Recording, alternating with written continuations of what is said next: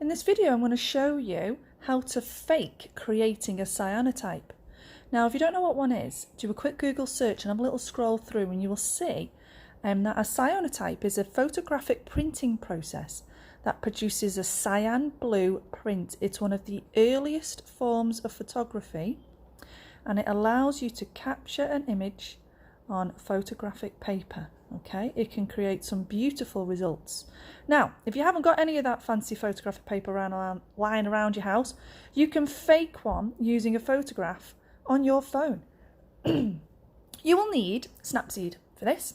So open up Snapseed, and in Snapseed, open up a photograph of your choice. I've completed this exercise already with a photograph of some leaves. So I'll open that photograph up again, just to show you.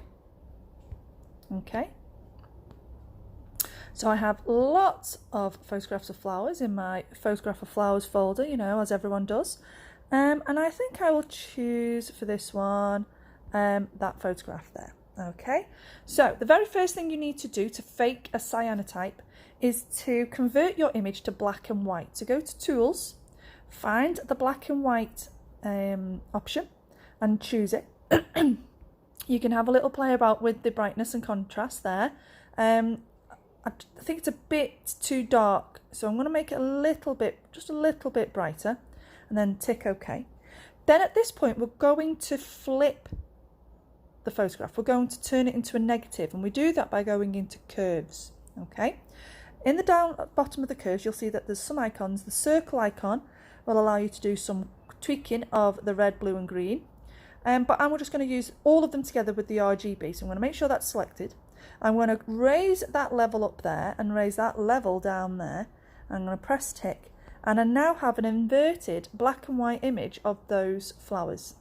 At this point, I'm now going to go into Tools again, go to Tune Image, and I'm going to scroll down with my finger. If you scroll across your screen, these options come up. And if you scroll down, I'm going to go to Warmth, it's the bottom one, and I'm going to take it all the way to the other end.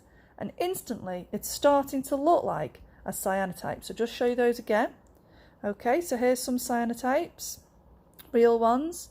So it's instantly starting to look like it.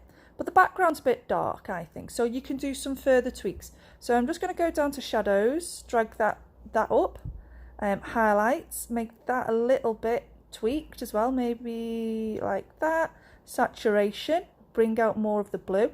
Don't go too far, because cyanotypes, the thing that you're trying to sort of photograph remains relatively light colour. It's not a very bright blue like that. It's the background that's more cyan.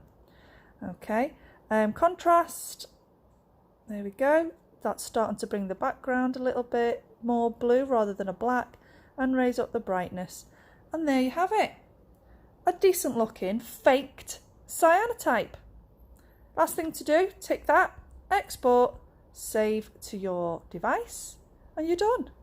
Have fun!